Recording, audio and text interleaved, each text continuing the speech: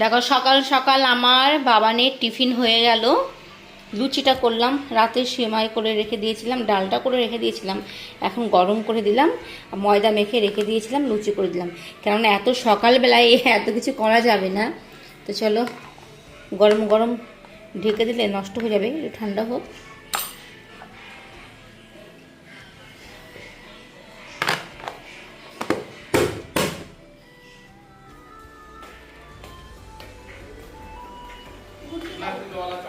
দিচ্ছি, বাবা এখন খাচ্ছে। লুচি দাও। লুচি দেবো?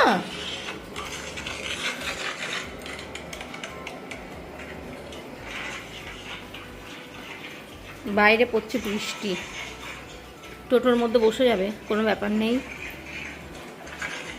এটা এখন ঢুকবে, 8:20 বাজে।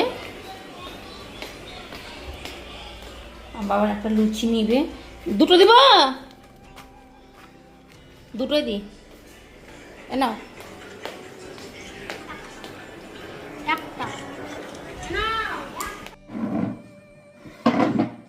গেল ছেলে আমার, 3:30 পর্যন্ত চললো। সারাটা দিন স্কুলেই থাকে।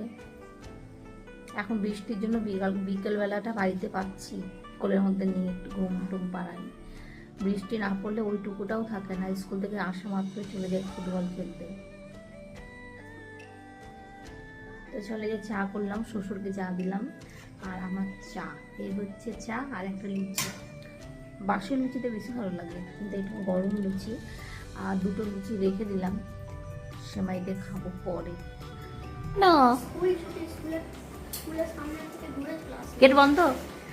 তারপরে যে গেট বন্ধ দিয়ে দেখছি গ্রুপে, হ্যাঁ আন্টিটা দেখলো গ্রুপে ফোনে যে দেখছে স্কুল ছুটি দিয়ে, কেউ দেখছে না, সবাই ঘুরে ঘুরে যাচ্ছে। ও সবাই ঘুরে যাচ্ছে, মানে অনেকে এসেছিল? না না, হ্যাঁ 8টায় 8:26 গ্রুপে দিয়েছে, গ্রুপে দিয়েছে। তো অত সকালবেলা, যদি আজকে অত সকালবেলা গ্রুপে দিলে পেরেন্টসদের ফোনে হাত দেওয়ার টাইম থাকে? এতক্ষণ তো এত রাতে দিতে পারে না কেন ওরা? বৃষ্টির জন্য ছুটি। বৃষ্টির জন্য না, সকালবেলায় 6:30 6:45 সময় মাসি এসেছিল। তো আমি আবার গেটটাকে খুলে দিয়ে ঘুমিয়ে পড়ি, অত সকালবেলা ঘুম পাই খুব। মাসি জানি না আদৌ ঘরে উঠেছে কিনা, গোটা ঘরের মধ্যে নোংরা, মনে হচ্ছে না যে মানে ঝাড় পর্যন্ত দেয়নি, তাই মনে হচ্ছে। তো মোছা তো দূরের কথা, তো কিছু বলতেও পারছি না। বৃষ্টি পড়ছে, অ্যাঞ্জেল বাইরে। তো আবার দেখো ঘর, সমস্ত ঘরগুলো সব ঝাঁটা দিলাম, দিয়ে মুছলাম। গেটে জল, গেটের সামনে প্রচণ্ড নোংরা ছিল, তো সেইগুলো আবার জল দিয়ে ঝাড় দিয়ে পরিষ্কার করে আসলাম। মনে হচ্ছিল না গেটে জল পর্যন্ত দিয়েছে, মানে বাসনটা মেজে দিয়ে চলে গেছে। যাই হোক, আমি নিজের চোখে না দেখে তো বলতে পারবো না কিছু। তো আবার সব পরিষ্কার করলাম। আর বৃহস্পতিবারটা এমন একটা দিন না, চারিদিকে পরিষ্কার না করে পুজো দিতে ইচ্ছে করে না, মনের মধ্যে শান্তিও পাই না। তো ঠাকুরকে প্রায় 2 থেকে 3 সপ্তাহ পুজো দিতে পারিনি, দেখো শরীর খারাপের জন্য। তো আজকে শ্যাম্পু ট্যাম্পু করে ফাইনালি ঠাকুরের বাসন কুসন মেজে ছেলেকে দিয়ে আনালাম তোমার মিষ্টি, ঠাকুর কাছে মিষ্টি দেবো। তারপরে বাড়ির পাশে একটা ভাইকে দিয়ে আনালাম গঙ্গার জল। সব কিছু এনে ফুল টুলগুলো তুললাম, কিন্তু আজকে একটাও জবা ফুল ফোটেনি, সেটাই ভাবছি। তো চলো ঠাকুরকে পুজোটা দিয়ে তারপর রান্নাঘরে ঢুকবো। এখন বাজে 12:40। যেই প্রদীপটা অর্ডার করেছিলাম না, তো তোমাদেরকে সেদিন দেখিয়েছিলাম শর্টসে। তো এই দেখো, আজকেই ফার্স্ট ঠাকুরকে দেবো বৃহস্পতিবারে। তো সিংহাসনে একদম পুরো অনেক নোংরা ছিল, সব ভালো করে জল দিয়ে পরিষ্কার করে মুছলাম। তো চলো এখন ফটাফট পুজোটা দিয়ে দিই। আর আমার ছেলে মিষ্টি এনে দিয়েছে ঠাকুরের জন্য। এটা হচ্ছে আমার ছেলের বুনু। 2 3 4 5 6 7 8 9 10 11 12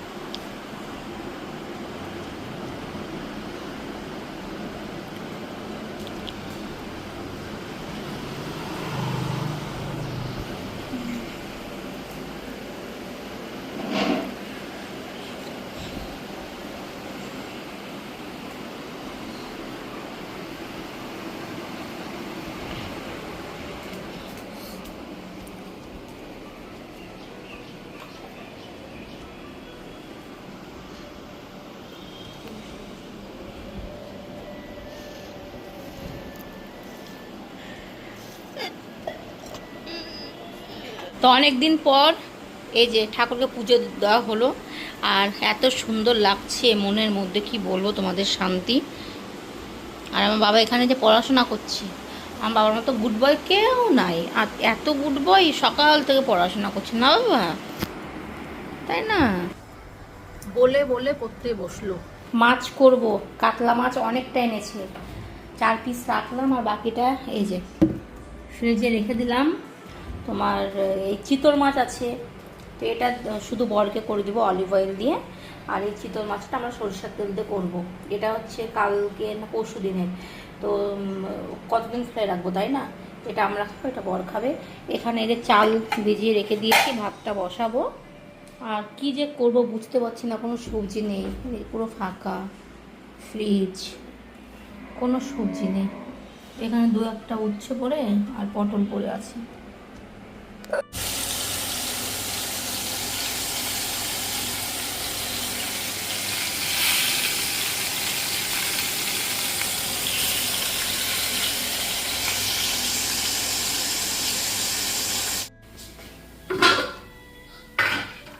এই হচ্ছে চিতল মাছের ঝোল, সরিষার তেল দিয়ে করেছি আমাদেরটা।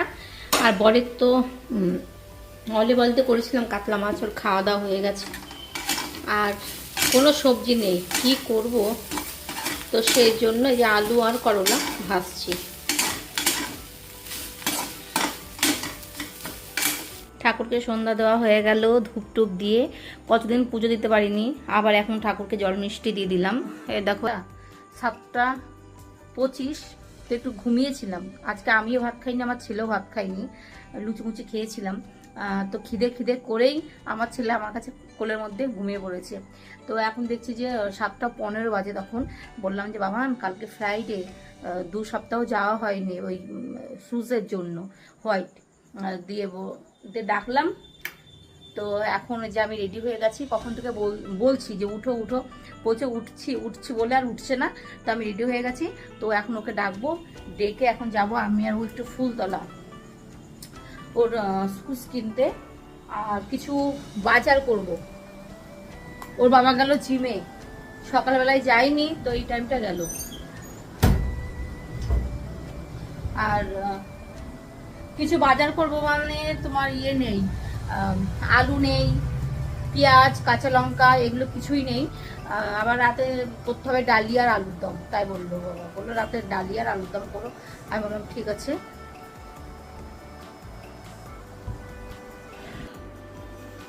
বাবান এই কই অশান্টু, দেখো আমি রেডি হয়ে গেছি, আমি কখন থেকে রেডি হয়ে বসে আছি, দেখেছো?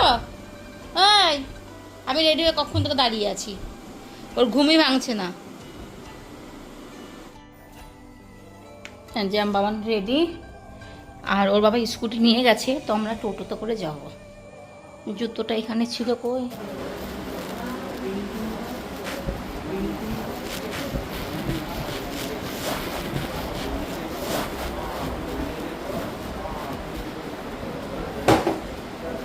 দেখ বাবান, দেখ বাবান,